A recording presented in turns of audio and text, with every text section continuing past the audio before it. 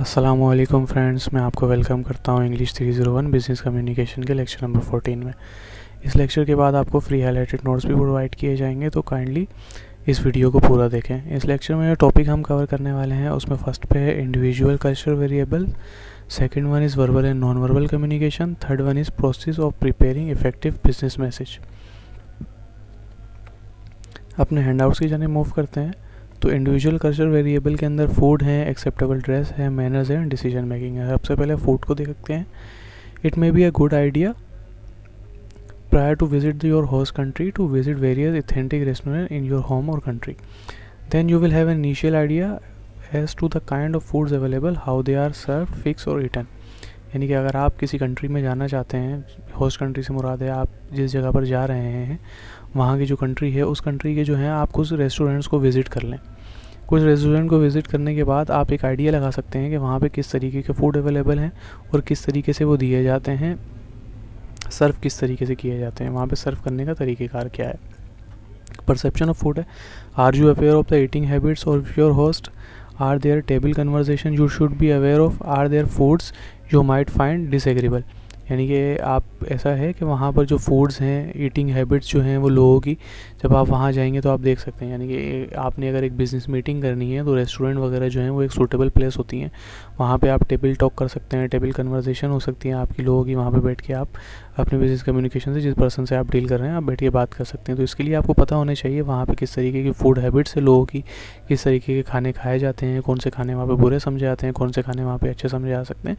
तो ये चीज़ें जो हैं वो आपकी एक इंडिविजुअल की जो है वो कल्चर वेरिएबल्स के अंदर आती हैं। एक्सेप्टेबल ड्रेस हैं, it is better to ask about the mode of dress for an occasion in your host country than to risk making an embarrassing mistake.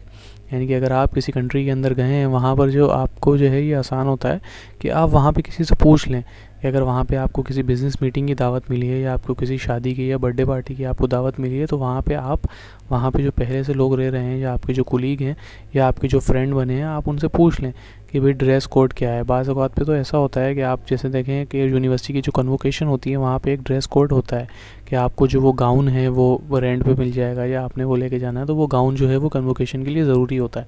इसी तरीके से बाज़ जगहों पे कुछ इवेंट्स वगैरह ऐसे होते हैं जहाँ पे जो आपके पास इन्विटेशन आता है उसके ऊपर लिखा हुआ आता है कि ड्रेस कोड आपने क्या पहन के आना है। तो यहाँ पर ये बताया जा रहा है कि एक्सेप्टेबल ड्रेस जो है वो आप किसी से पूछ लेंगे, यार यहाँ पे कैसे ड्रेस पहने जाते हैं, कौन से ड्रेस लोग इस्तेमाल करते हैं और कौन से ड्रेस पहनना पसंद करते हैं, या अगर आप बर्थडे पार्टी में जा रहे हैं, बिज़नेस मीटिंग में जा रहे हैं तो वहाँ पे किस तरीके की ड्रेस है, ना कि आप कोई ऐसा ड्रेस पहन के चले जाएँ जिसकी वजह से आपको शर्मिंदगी उठानी पड़े। अब आगे डिफाइन कर रहे हैं, in most American businesses men wear business suit, women wear dress और टेलर सूट। यानी कि बहुत से बिजनेस सिचुएशन अमेरिका के अंदर ज़्यादातर जो मेन है वो बिजनेस सूट्स पहनते हैं, जैसे कि कोट पैंट वगैरह जो है वो इस तरीके की चीज़ें पहनी जाती हैं। परसेप्शन ऑफ ड्रेस क्या है, हाउ मच स्किन में be expose in both an informal and informal situation. यानी कि इनफॉर्मल हो या फॉर्मल सिचुएशन के अंदर कितनी स्किन जो है वो एक्सपोज होनी चाहिए। कि ऐसा तो नहीं होगा ना कि आप बिजनेस मीटिंग में जा रहे हैं और आपने शॉर्ट्स पहने हुए हैं और आप चले गए। आर सर्टेन कलर डिस्टर्बिंग, यानी कि कुछ कलर्स जो हैं वो आप रेड कलर का आप पहन के चले गए कोट पैंट, तो वो एक बुरा समझा जाता है। तो इस चीज़ों को आपको होना चाहिए। मैनर्स जो हैं, knowing about the manner of the host country is also very important. Children shake your hands in Germany, hug you in Italy and often stay in the background Pakistan और इंडिया। यानी कि आप जिस कंट्री में जा रहे हैं वहाँ पे जो मैनर्स हैं उसको आपको पता होना चाहिए कि किस तरीके के आदाब वहाँ पे अपनाए जाते हैं। यानी कि चिल्ड्रंस जो हैं वो जर्मनी के अंदर आपसे शेक हैंड करेंगे, इटली के अंदर जो है वो आपको हक कर देंगे और पाकिस्तान में जो है वो पीछे थोड़ा शर्मा के खड़े होते हैं। You avoid gifts of red roses in Germany और white crystal in France, Belgium and Japan. यानी कि आप जो हैं वो जर्मनी के अंदर जो है वो किसी को रेड रोज़ गिफ्ट नहीं कर सकते। हालांकि हमारे यहाँ जो है वो मोहब्बत की अलामत समझा जाता है। वैलेंटाइंस डे पे बहुत ज़्यादा लोग जो है वो एक्सचेंज करते हैं रेड रोजेस और दोस्त वगैरह भी देते हैं, और हमारे यहाँ शादी ब्याह पर रेड रोसेस के जो बुके है वो देना अच्छा समझा जाता है। लेकिन जर्मनी के अंदर इस चीज़ को बुरा समझा जाता है। और वाइट रोसेस जो हैं वो फ्रांस और बेल्जियम और जापान के अंदर आप नहीं दे सकते। इसके पीछे अपने कोई रीजंस होंगे। तो जब आप किसी कंट्री में जाएँ तो इन चीज़ों को यकीनन आपको जो है वो देखना चाहिए, इनका ख्याल रखना चाहिए, इनके बारे में स्टडी करना चाहिए कि ये कम्युनिकेशन में आपको हेल्प कर सकते हैं और ये इंडिविजुअल कल्चर ट्रेड्स के अंदर आते हैं। Perception of manner, what is the protocol regarding the introduction of person in business situation. कि क्या प्रोटोकॉल होता है जब एक इंट्रोडक्शन करवाई जाती है एक बिज़नेस पर्सन की या बिज़नेस सिचुएशन के अंदर किसी की इंट्रोडक्शन करवाई जाती है तो उसको किस तरीके से करवाया जाता है। What are the rules of gift giving, यानी कि किस तरीके के गिफ्ट जो हैं वो वहाँ पे दिए जाते हैं। जैसे हमारे यहाँ जो है वो डायरीज़ वगैरह गिफ्ट्स की जाती हैं बिजनेस ओकेशंस के अंदर। डिसीजन मेकिंग है patience above all, it is need in intercultural communication in doing business with other countries. American are typecast as moving too quickly in asking for a decision. They give more thought to inductive communication. American जो हैं वो बहुत जल्दी से जो है एक नतीजा ले लेते हैं और वो नतीजे पे पहुंच जाते हैं। वो बहुत ज़्यादा टाइम वेस्ट नहीं करते, वो आपके बारे में एक ख्याल बना लेते हैं, उसके ऊपर वो अपना जो है वो डिसीजन दे देते हैं। उनकी दूसरी कार्ड पे German, Singapore, Swiss and Dutch Canadian are similar quickly getting to the issue. Chinese, Pakistani, French, British prefer more pleasuring social humanities. यानी कि जर्मन, सिंगापुर, स्विस और डच और स्कैंडिनेवियंस की अगर मिसाल लें तो ये इशू के ऊपर जो है वो फ़ौरन से आ जाते हैं और इशू के बारे में बात करते हैं। लेकिन अगर आप चाइनीज़, पाकिस्तानी और फ्रेंच लोगों की मिसाल लें तो ये लोग जो हैं वो सोशल ह्यूमैनिटी यानी कि माशरती तौर पर भी बात करते हैं, हंसी मजाक भी करते हैं, इधर उधर की बातें भी होती हैं। As compare to German, Singaporean जो हैं वो पाकिस्तान के अंदर जो है वो हंसी मजाक भी चल जाता है, फ्रेंच कंट्री के अंदर, चाइनीज़ के अंदर। लेकिन वो जर्मन और सिंगापुरियन और अमेरिकन जो हैं वो फ़ौरन इशूज़ के ऊपर आते हैं और उसके ऊपर डिसीजन मेकिंग बनाते हैं। परसेप्शन और डिसीजन मेकिंग क्या होती है? Is a pattern for making decision consistent from one company to other, कि एक कंट्री से दूसरी कंट्री में डिसीजन मेकिंग का प्रोसेस जो है वो चेंज है या कंसिस्टेंट है। Is placement of the major decision maker consistent in meeting situation, कि भाई डिसीजन मेकिंग जो है वो मीटिंग के अंदर जो है वो कंसिस्टेंटली कर लिए जाते हैं या उसके बाद भी उसको थोड़ा लंबा किया जाता है, उसके बारे में मज़ीद मीटिंग्स होती हैं या मीटिंग सिचुएशन के अंदर ही डिसीजन लिए जाते हैं। इज़ एन इंडक्टिव और deductive pattern of decision making prefer, यानी कि अगर इंडक्टिव मेथड अपनाया जाता है यानी कि बहुत सारी ऑब्जर्वेशंस को जो है इकट्ठा किया जाता है फिर उसके ऊपर डिसीजन मेकिंग की जाती है, या डिडक्टिव पैटर्न होता है कि डायरेक्टली एक नतीजे पर पहुंचा जाता है और उसी को डिसीजन उसकी बेस पर डिसीजन ले लिया जाता है। Verbal and non verbal communication, पिछले लेक्चर्स में हम बहुत ज़्यादा इसको कवर कर चुके हैं। Kind of verbal sparring occur when stranger meet each other seeking to determine topics are acceptable and controversial, यानी कि जो दो स्टैंडर्ड्स मिलते हैं, दो स्ट्रेंजर यानी कि दो अजनबी जब आपस में मुलाकात करते हैं तो वो इस तरीके के टॉपिक्स पे बात करते हैं जो एक्सेप्टेबल हो, ना कि आप अगर किसी अजनबी से मिलें और आप उसके ऊपर जो है वो ऐसी बात नहीं करेंगे जो कि कंट्रोवर्शियल हो जाए। जैसे आप किसी मुल्क की बुराई नहीं करेंगे। जैसे आप एक मिसाल लेने के, आप जापान में किसी जैपनीज़ से मिल रहे हैं तो आप जाते ही जैपनीज़ की बुराइयां करना शुरू नहीं कर देंगे या इस तरीके की बात नहीं करेंगे जो वहाँ पे कंट्रोवर्सी हो, तो आप उस बारे में बात नहीं करेंगे, बल्कि आप ऐसी बात करेंगे टॉपिक इजीली एक्सेप्टेबल हो, आप हल्के फुल्के अंदाज में अपनी बात को जो है वो स्टार्ट करेंगे। एक्सेप्टेबल कल्चरल डिफरेंसेस कौन कौन से होते हैं? स्टडिंग योर ओन कल्चर, आप जो हैं वो अपने कल्चर के बारे में आपको मालूमात होनी चाहिए। Learn about other culture through books, article, videos and other resources, यानी कि दूसरे कल्चर के बारे में भी आप मालूमात हासिल कर सकते हैं, उनका मुताला कर सकते हैं वहाँ जाने से पहले या वहाँ के लोगों से बात करने से पहले। आप किन रिसोर्सेज को यूज़ कर सकते हैं? आप बुक्स को यूज़ कर सकते हैं, मुख्तलिफ आर्टिकल्स पढ़ सकते हैं, वीडियोस और दूसरी सोर्सेज को आप यूज़ कर सकते हैं। Encourage employer to discuss their culture custom, अगर आपके यहाँ एक मल्टीनेशनल कंपनी और मुख्तलिफ कल्चर के लोग जो हैं वो आपके यहाँ काम कर रहे होते हैं तो आप उनसे बात कर सकते हैं कि आपके यहाँ कौन कौन से त्यौहार होते हैं, क्या चीज़ें होती हैं, आप उनसे पूछ सकते हैं। Train employ to see and overcome ethnocentric stereotyping, यानी कि आप अपने एम्प्लॉयज़ को जो है वो ट्रेन करते हैं कि वो दूसरों के जो है वो कल्चर जो है उसका मजाक ना उड़ाएं, उसके बारे में जो है वो उसको बुरा भला ना कहें, बल्कि उसको एक्सेप्ट करें और उनके साथ उनकी खुशियाँ एंजॉय करें। Improve oral and written communication, define the terms people need to know on the job, यानी कि आप जो है वो टर्म्स को डिफ़ाइन कर दें। ओरल एंड रिटन कम्युनिकेशन के अंदर क्या होता है कि आप लोगों को जो है अपने एम्प्लॉयज़ को पूरी नॉलेज दें, जिस चीज़ की उनको काम करने के दौरान जिस चीज़ की उनको मालूमात की दरकार हो सकती है वो सारी मालूमात उनको प्रोवाइड करें, उस पर ट्रेनिंग दें और सारी चीज़ें दें। अब वहाँ वो आप ओरल कम्युनिकेशन के थ्रू बताएं या रिटन कम्युनिकेशन के बताएं। Use familiar word when ever possible, यानी कि ऐसे वर्ड्स इस्तेमाल करेंगे जो बहुत ज़्यादा कम्प्लेक्स ना हो, ईजी हो और अंडरस्टैंडेबल हो, तमाम लोगों को समझ में आ जाए। Be concise, to the point बात करें, ऐसा नहीं कि बहुत बड़ी बड़ी तकरीरें आप कर रहे हैं तो उसका असर नहीं होता। बी कंसाइज यानी कि उतनी बात करें जितनी बात देने की ज़रूरत है और उतनी इन्फॉर्मेशन डिलीवर करें जितनी उनको चाहिए अपने काम को करने के लिए। Assess, how well you have been understood, research the non verbal reaction of other culture, then be alert to facial expression other non verbal sign that indicate confusion और एम्बेरसमेंट, यानी कि अगर आप किसी दूसरे कल्चर में जा रहे हैं तो आपको होस्ट कंट्री के जो फेशियल एक्सप्रेशंस हैं या नॉन वर्बल जो रिएक्शंस हैं उनके बारे में पता होना चाहिए। जैसे हमारे यहाँ जो है वो आंख मारते हैं तो इसको एक मजाक की अलामत समझा जाता है और इसमें कोई बुरा नहीं मानता। हुआ कि आप किसी लड़की को ना मारें, आपस में जब लड़के मजाक कर रहे हों तो सेम जेंडर के अंदर लोग आंख मारते हैं कि मजाक कर रहे हैं या किसी को तंग कर रहे हो तो इस चीज़ को करते हैं। अब दूसरे किसी कल्चर के अंदर इसको बहुत बुरा भी समझा जा सकता है, तो आपको शर्मिंदगी का सामना हो सकता है, दूसरा बंदा आप पे गुस्सा कर सकता है। तो आप इस चीज़ को पहले देख लें कि नॉन वर्बल जो रिएक्शंस हैं तो उनको दूसरी होस्ट कंट्री में कैसा समझा जाता है और कैसा नहीं समझा जाता। आप अपने एम्प्लॉयज़ को इनकरेज करें कि वो आपसे क्वेश्चन या तो प्राइवेट में पूछें, अगर वो प्राइवेट में नहीं पूछना चाहते तो वो इन राइटिंग में आपसे कोई चीज़ पूछना चाहें तो पूछ सकते हैं, ईमेल सिर्फ आपको करके या आपसे प्राइवेटली मिलकर वो आपसे बात कर सकते हैं। Observe how employ use the information जो है provided and review any misunderstood point. आपको इस चीज़ को ऑब्जर्व करना चाहिए कि आपने अपने एम्प्लॉयज़ को जो इन्फॉर्मेशन दी है वो उसको किस तरीके से यूज़ कर रहे हैं। ऐसा तो नहीं कि उनको आपको समझने में कुछ गलती हो गई हो और वो उस तरीके से इन्फॉर्मेशन उस तरीके से काम करना शुरू कर दें जो कि गलत हो, तो आप उनके बारे में उस चीज़ को ज़रा, आप किसी को कोई इन्फॉर्मेशन दें कोई काम करने के लिए, अगर आप डायरेक्शन दें तो उस डायरेक्शन को आप देखें और उसको ज़रा देखें कि वो आपकी डायरेक्शन के मुताबिक काम कर रहा है या नहीं कर रहा है। अगर वो आपकी डायरेक्शन के मुताबिक काम नहीं कर रहा तो आपने जाके उसको डांटना नहीं शुरू कर देना या आप उसको बुरा भला कहना नहीं शुरू कर देना। आप एक कम्युनिकेशन के कोर्सेज अटेंड कर चुके हैं, इस कोर्स का मतलब ही यही है कि आपने जाना है उससे अच्छे से पहले सवाल जवाब पूछना है कि आप ये इस तरीके से क्यों कर रहे हैं, आपको तो मैंने ऐसे नहीं कि आपको मेरी बात समझ में आई थी एक अच्छे पोलाइट वे में, तो वो आपको बताएगा। हो सकता है वो आपकी बात मिसअंडरस्टैंड कर गया हो जिस वजह से वो काम गलत कर रहा हो। Offer feedback to improve communication. Focus on the positive aspect by explaining that you should be done rather that shouldn't be done. यानी कि आप जो है वो पॉजिटिव एक्सपेक्ट दिखाएं, एक्सप्लेन इस तरीके से चीज़ों को करें कि ये काम जो है हो सकता है। आपने हर चीज़ को इस तरीके से दिखाना है कि ये काम जो है वो नामुमकिन नहीं है, ये काम आप इजीली कर सकते हैं। आपने लोगों को मोटिवेट करना है। Discuss person behaviour and the situation rather than making a judgement about the person. आप एक पर्सन के को जो है वो उसके बिहेवियर को उसकी सिचुएशन से रिलेट करेंगे। हो सकता है वो घर से परेशान आया हो या वो किसी परेशानी में हो, किसी स्ट्रेस में हो तो वो गुस्सा कर रहा हो या चिड़चिड़ापन कर रहा हो। लेकिन ऐसा नहीं कि अगर एक इंसान चिड़चिड़ापन कर रहा है तो आप डिसीजन बना लें उसके बारे में कि यार ये तो है ही बुरा।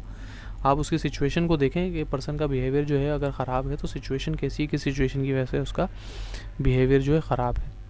Process of preparing effective business message. While preparing a written or oral business message, you need to plan, organize, compose, edit and revise it. जब आप एक बिजनेस मैसेज लिख रहे हो तो आपको उसको पहले प्लान करना चाहिए, उसको ऑर्गेनाइज, जो इन्फॉर्मेशन आपने उसमें देनी है उसको अच्छे से ऑर्गेनाइज कर लें, फिर उसको एक अच्छी तरीके से कंपोज कर लें, एडिट करें, फिर उसको रिवाइज करें।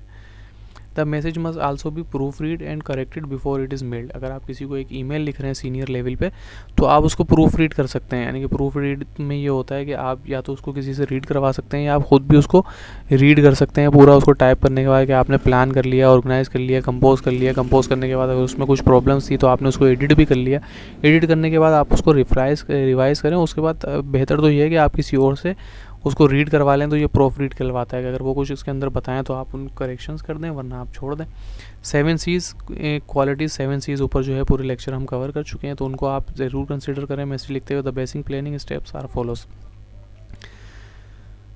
भाई बेसिक स्टेप्स कौन से होते हैं? बेसिक 5 स्टेप होते हैं। Define the purpose of the message, यानी कि उसके अंदर जो है वो आपके मैसेज का क्या पर्पस है वो डिफाइन होना चाहिए। आप अपनी ऑडियंस को देखें कि आप किन ऑडियंस से बात कर रहे हैं। आपके अगर रीडर्स हैं, आपने एक रिटर्न मैसेज करना है तो आपके जो रीडर्स हैं उनका एजुकेशन का लेवल क्या है, या वो कितनी इस बात को समझ सकते हैं, या उनका एजुकेशन लेवल क्या है, उनकी कंपनी के अंदर पोजीशंस क्या हैं।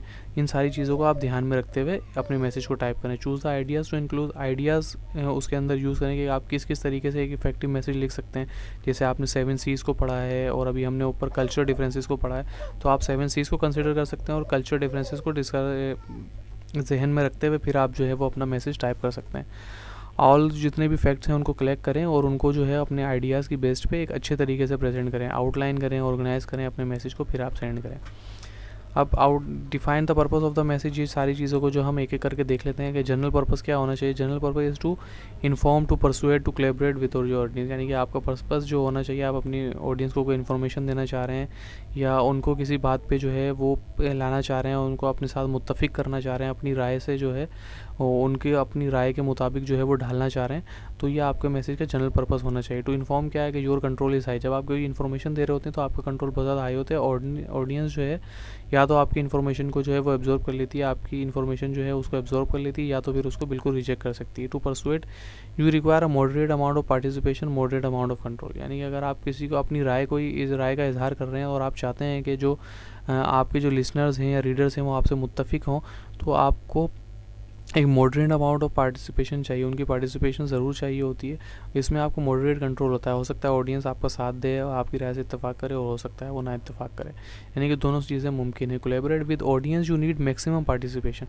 अगर आप कोलैबोरेशन करना चाह रहे हैं तो इसमें आपको ऑडियंस की जो है वो मैक्सिमम पार्टिसिपेशन चाहिए। आपका कंट्रोल जो है बहुत कम होता है। अगर ऑडियंस ने पार्टिसिपेट कर लिया तो ठीक है, अगर ऑडियंस ने पार्टिसिपेट नहीं किया तो आपकी इन्फॉर्मेशन जो है वो बेकार चली जाती है। Specific purpose is the purpose for which you are going to write a letter. For example, for seeking information or answering some inquiry or kind of the letter you are going to write.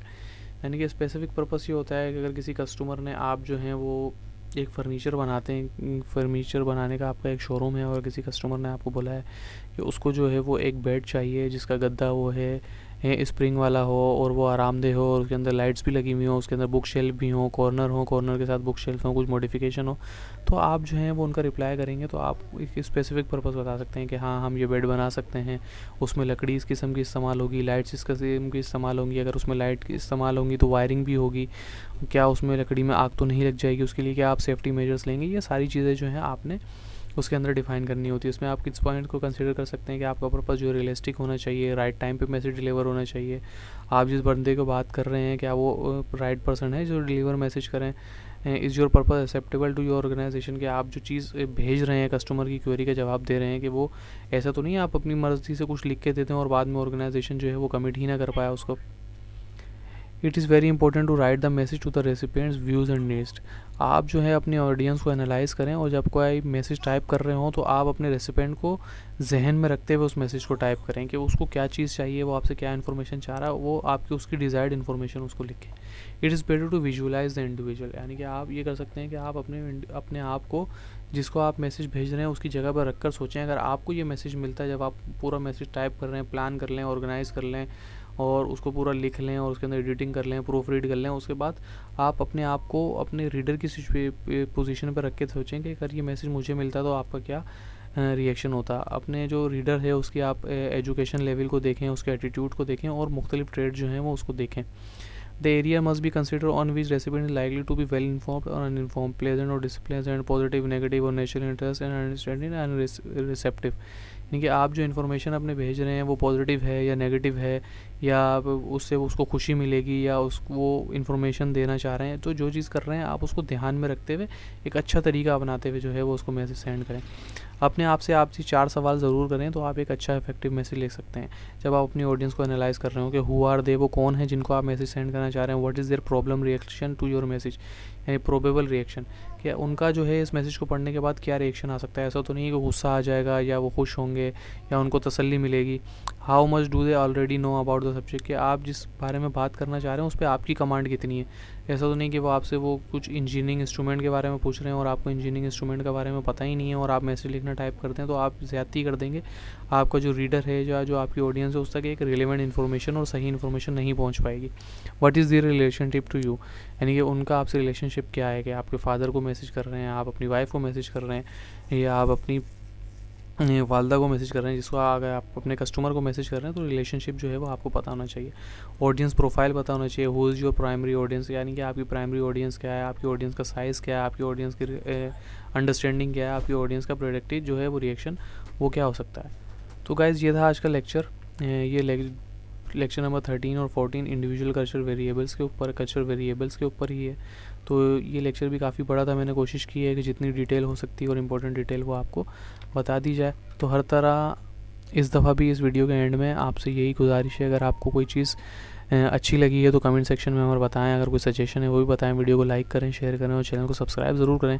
Subscribe करने से फ़ायदा ये होगा आपको कि आप channel को subscribe कर देंगे, बेल आइकन पर क्लिक कर देंगे, जैसे ही कोई असाइनमेंट, क्विज़ या जीडीपी आती है तो मैं जैसे ही उसका सोल्यूशन अपडेट करूँगा, जो कि हमारी कोशिश होती है मेरी और मेरी टीम की, एक दिन जिस दिन असाइनमेंट क्विज़ जीडीपी आया उसी दिन या उससे अगले दिन हम उसका सोल्यूशन जो है वो अपलोड कर देते हैं और वो आपको हेल्प करे। वो आप तक कब तक पहुँचेगा, आपको कैसे पता चलेगा, कि आपका बेल आइकन प्रेस होगा तो आपके पास नोटिफिकेशन आ जाएगा, उसके थ्रू आप जो है पहुँच जाएंगे। तो काइंडली वीडियो को, चैनल को सब्सक्राइब करें और बेल आइकन को ज़रूर प्रेस करें। अगर आपकी कोई सजेशन है या आपको कोई सवाल है तो कमेंट सेक्शन में हमें लिखते हैं। तो आज की वीडियो में इतना ही, मिलते हैं अगली वीडियो में, जब तक के लिए